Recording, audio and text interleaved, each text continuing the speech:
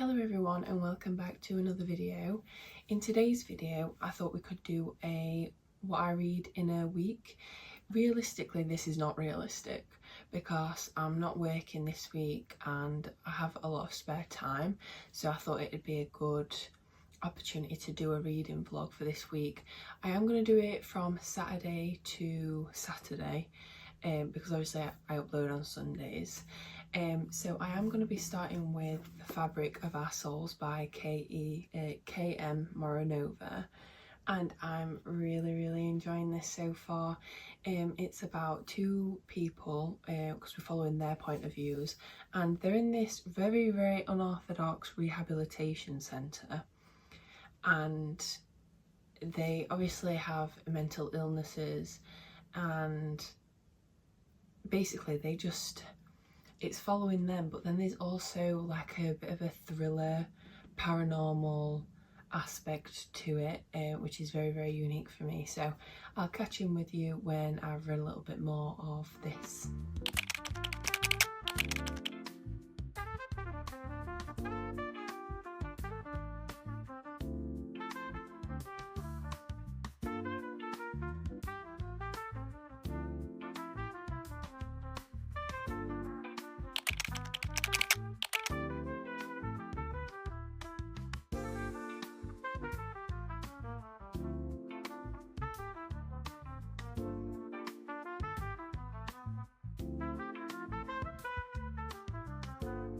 Hi everyone, so it is a little bit later in the week, it's Thursday, and I have finished The Fabric of Our Souls, and I'm currently halfway through the spin-off of this series, and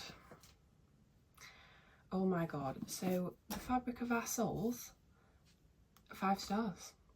I didn't see this coming at all.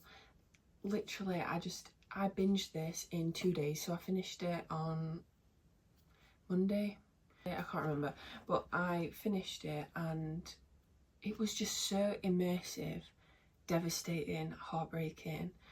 I thought, so we're following two people's point of views, but there's also a third character called Lanston, and their like little group is so pure and they've got so much love for each other.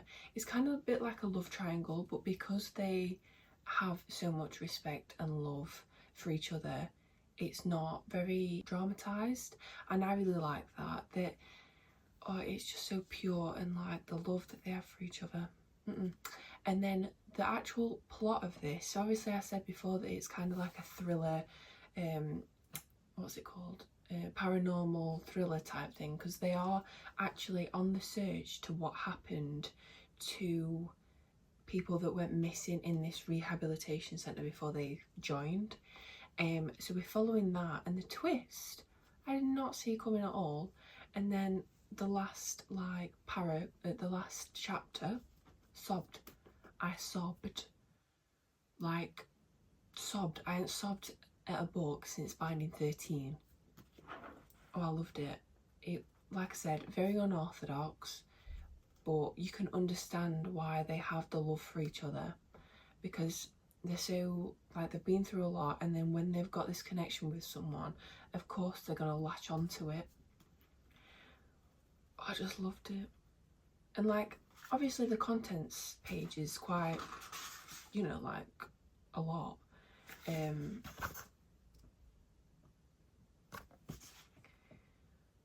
But personally, I don't know if I've read just a lot of dark stuff, but this wasn't as bad as I thought it was going to be. Like the spy scenes as well, like I thought they were okay. I don't think, because it mentions hate fucking in this, but it's done like not gross. Like I'm not like, oh, I don't want to read this. Like she wrote it really well, and like this was just some really beautiful lines in this from the characters, and oh my god. So I obviously I actually I ordered this the night I read this in 2 days, and on 189 pages is what I read on day one, and I was like, I need to order the spin-off.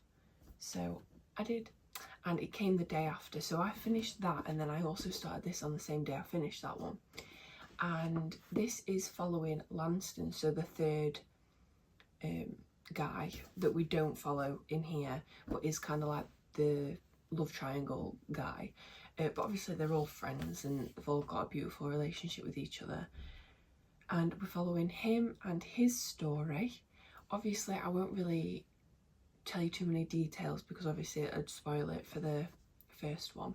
But we're following Lanston and his journey getting to where he wants to be. And we're also following Ophelia, and she also lives in this town, sort of. And this one's really, really poetic, but I don't know if it's too poetic. Like, I don't know if I'm getting like took out of the book because it is so poetic. Like, sometimes I'm just like, oh, this is a bit much. I feel like it's better to have them one-liners that, like, every now and again, whereas I feel like this is trying a little bit too hard maybe, but I'm unsure. But it is beautiful because Lanston is my absolute favourite. He's such a good guy, like he's so pure-hearted and stuff. So I'm halfway through and we're following Lanston and Ophelia, and obviously they've still got some mental health issues that they want to sort out, and to do that they're actually going on a bit of a bucket list.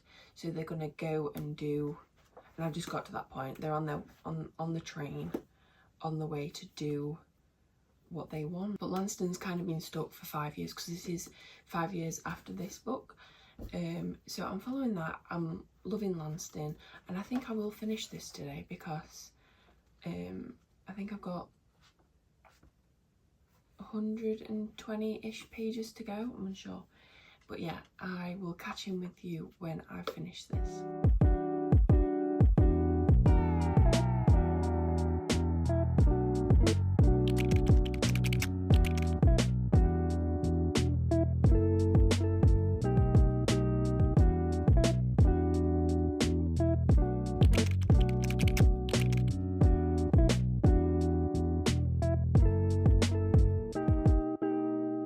Everyone, so it is currently Monday because I didn't have a chance to do my outro at the end of this video yesterday, so I ended up reading Sunday to Sunday because I thought, well, if I can't film an outro I might as well just make it an extended day.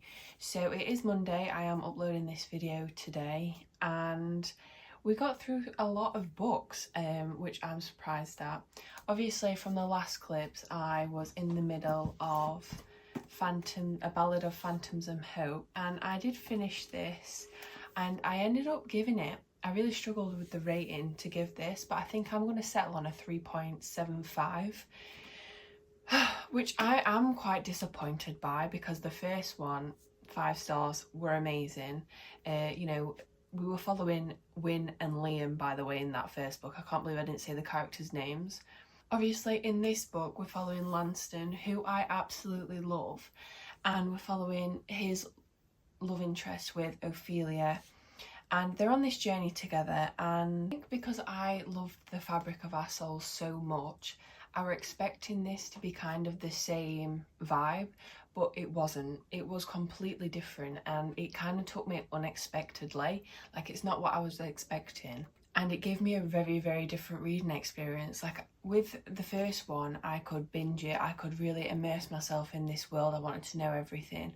Whereas this one was a lot more slow, and I think it's because of the plot. Because obviously, halfway through, they go on this journey together to kind of do like a bucket list. And I found that a little bit boring, and it didn't help as well, like, they were going back and forth all the time, so... And I understand why, because they have their own demons and they have their own things that they're trying to figure out and get by, which was done really well. But I also struggled to believe their romance, and I don't know if it's because Lanston was in the first book and kind of showed me love in a different way in that first book, but I couldn't picture him with anyone else. And I don't know if that's like a me problem, but I do think they had really tender and sweet moments together. It was just unexpected, and I didn't like it. I wanted the exact same. Like, because obviously in the first one it's like set in a rehabilitation centre, whereas this one kind of is but kind of isn't. And yeah, I don't know, there was just something about this that I just didn't love, and it didn't grip me as much, and which is a shame because I love Lanston. I love Lanston. You know, Ophelia was a really rich character. She has like a lot of demons and she's a really complex character, but she's also like misunderstood by a lot of people, and you really want her to fight her demons and get what she deserves, which she does, and it is a happily ever after. Like, it is a beautiful ending to the story. But yeah, I was kind of a little bit disappointed by this one. Okay, so the next book I read was Forced Bonds, and I read this in 2 days. It was the easiest book to read. Like, this whole series has been so bingeable and just so, like, I don't know if, like, to be fair, I don't know if the books are like copy and paste, but like a different twist, because every single book they're kind of fighting the, what's it called? Starts with R. Resistance. They're kind of fighting the resistance. I ended up rating this one 5 stars. This is the 4th book in the Bonds That Tie series by J Bree, and it is a why choose urban fantasy with a resistance, and there's a war, there's powers, there's shadows, and this is a very, very bingeable series, and there is characters that you want to know more about. There's plot twists and the ending, and it's so gripping and immersive and just so easy to read. So I finished this one last night, Sunday, and then I went straight on to this one. And this is the 5th book. I'm 58 pages in, and in this book, obviously it follows from the last book, which was a devastating ending. But in this book, we're kind of figuring out another character called Knox, and he's very mysterious, very reserved, and you can tell he's been through a lot of trauma, and this unpacks that in the first 2-3 chapters. So we kind of finally know why, and I'm hoping that they can build a relationship, Orlinda and Knox, because Knox don't want anything to do with Orlinda, because he's just struggles with like intimacy and a woman, and he don't trust very easy, and so yeah, there's a lot of that. There's demigods in here. There's like history that I think is going to unpack, but J Bree always does like a little twist at the end that's just so good. And the writing, so good. Like, it's not, don't get me wrong, it's nothing phenomenal, but it's just so immersive and bingeable, and I think that's way better than writing something poetic and beautiful, to be fair. So yeah, I will probably finish these, and I probably won't update you in this video, but I will probably do it in another video. So thank you for watching, and I'll catch you in the next one. Bye.